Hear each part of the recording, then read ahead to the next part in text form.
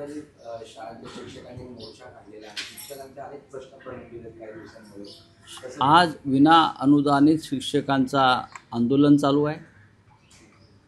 त्याचबरोबर गिरणी कामगारांचा सुद्धा एक आंदोलन आणि मोर्चा आहे. आणि ही दोन्ही आंदोलनं ज्या घटकांची आहेत, एक गिरणी कामगार जो या मुंबईतला खरा श्रमिक आहे, ज्यांच्यामुळे ही मुंबई आपल्याला मिळाली, किंवा चले जावच्या आंदोलनामध्ये गिरणी कामगार गांधीजींच्या बरोबर उभा राहिला इथे. आज तो गिरणी कामगार बेवारस आणि बेघर आहे, निराधार आहे.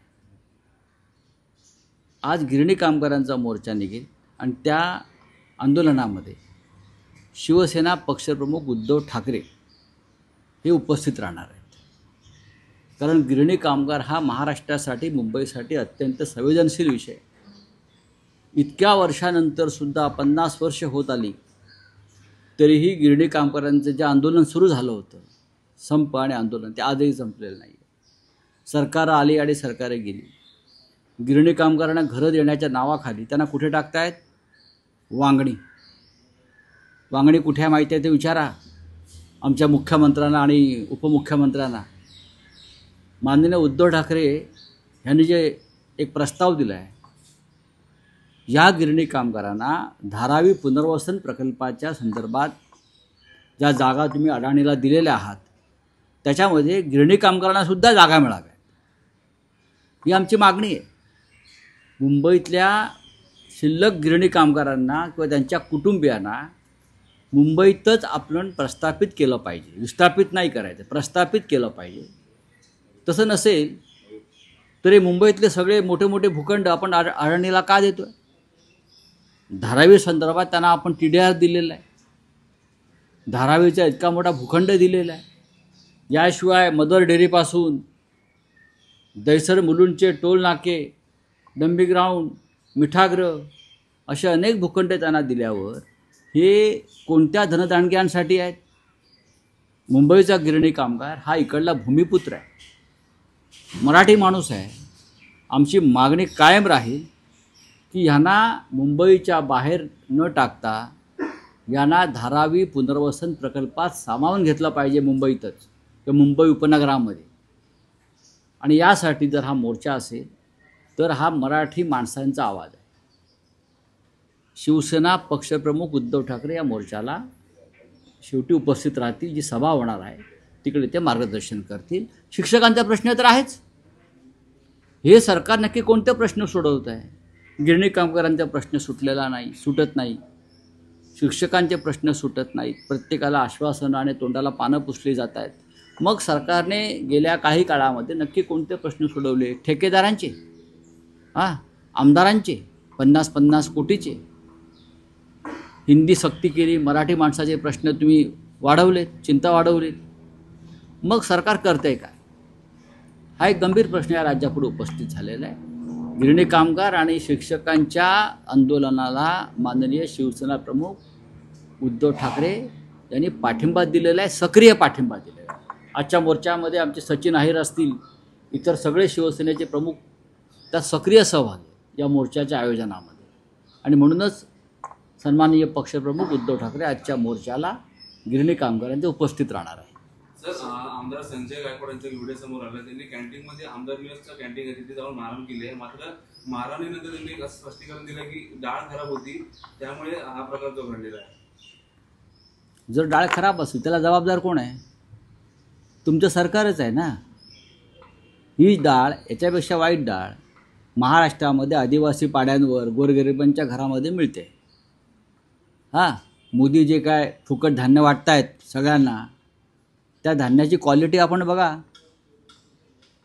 फक्त आमदारांना 50 कोटी मिळालेले आहेत, ठेकेदारांना, जे जेवण करणारे कॉन्ट्रॅक्टरना 50-50 कोटी मिळालेले नाही आहेत. त्याच्यामध्ये भ्रष्टाचार आहेच त्या कॅन्टीनमध्ये सुरू. म्हणून अशा प्रकारे टॉवेलवरती मारहाण करायची का आमदारांना? तुम्ही चित्र पहा. मी आज CMना माझ्या ट्विटरच्या माध्यमातून कळवलं आहे की ही आपल्या राज्यामध्ये कायदा आणि सुव्यवस्था आहे. आमदारानं कोणालाही मारहाण करायची आणि मग आपली बाजू मांडायची की मला डाळ मिळाली नाही, मला भात मिळाला नाही, मला असं वाटत नाही. तक्रार करण्याचे काही सनदशीर मार्ग आहेत. तुम्ही त्याला मारहाण करण्याआधीसुद्धा विधानसभेत येऊन हा प्रश्न मांडू शकता. तुम्ही मुख्यमंत्र्यांना किंवा संबंधित खात्याच्या मंत्र्यांना पत्र लिहून तक्रार करू शकता. पण तुम्ही त्या गरीब माणसाला, कर्मचाऱ्याला मारहाण केली, त्याचा काय दोष आहे? त्याचा दोष काय? त्या कर्मचाऱ्याचा दोष काय आहे? हे सरकार आणि या सरकारचे आमदार या राज्यातले जे दुर्बल आहेत, जे गरीब आहेत, जे तुमच्यावरती अरेला कार्य करू शकत नाही, तुम्ही त्यांनाच मारताय. हा मुद्दा अधिवेशनात येत आहे. कोण घेणार आहे? संजय गायकवाड. बघा, आता त्यांचा विषय अंगलट आला आहे. त्याच्यामुळे ते कर्मचारी अमुक तमुक त्यांच्यावर दोष टाकतील. पण मुख्यमंत्र्यांनी जर हा व्हिडिओ पाहिला असेल, ज्या पद्धतीनं निर्घृणपणे त्या कर्मचाऱ्याला मारहाण झालेली आहे आणि सभागृहाबाहेर झाले, सभागृहात नाही, आणि त्या कर्मचाऱ्याला सभागृहात येऊन त्याची बाजू मांडण्याचा अधिकार नाही. तो मुका माणूस आहे, लक्षात घ्या. त्याला बोलण्याचा अधिकार नाही. तो गरीब आहे आणि तुम्ही गरीबाला अशा प्रकारे लाथाबुक्क्याने तुमचे आमदार सरकारचे मारतायत, सर्वत्र मारतायत. ह्याच्यावरती कारवाई व्हायला पाहिजे ना. सर, राहुल गांधी आज बिहार इलेक्शन बिहार में जा रहे हैं. भारत बिहार बंद आंदोलन में कि वोटर लिस्ट में जो गड़बड़ी हुई उसको लेकर सुनवाई नहीं हो रही.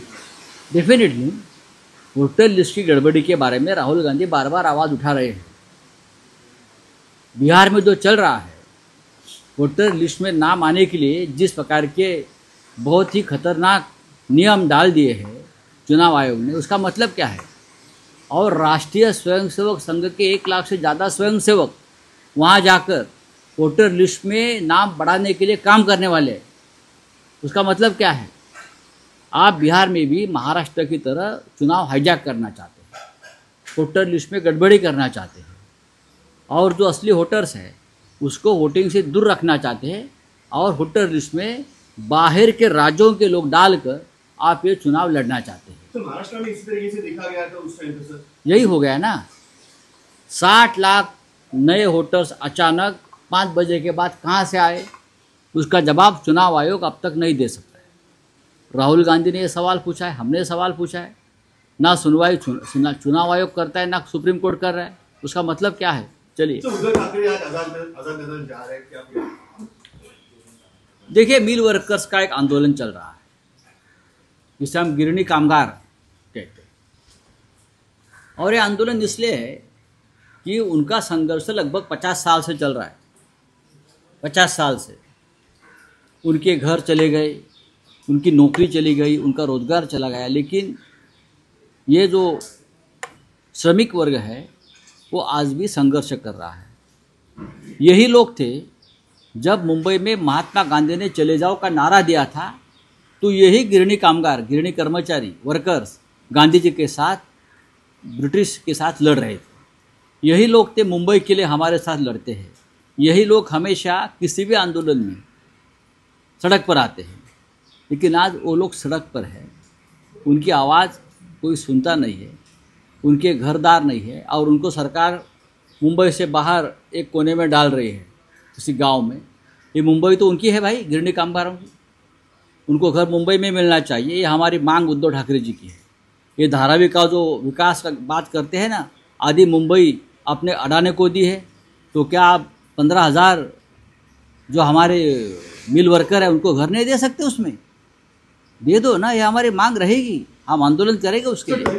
सर, ट्रम्प ने 200% ज्यादा टैरिफ लगाने का टेक का धमकी दिया है. फार्मास्यूटिकल कंपनी उनको बहुत बड़ा टेरर हो चुका है इस चीज को लेकर. किस तरीके से देखते हो सर? मैं नहीं देखता हूँ, मोदी जी ने देखना चाहिए. सर, ऐसी क्या चीज़ है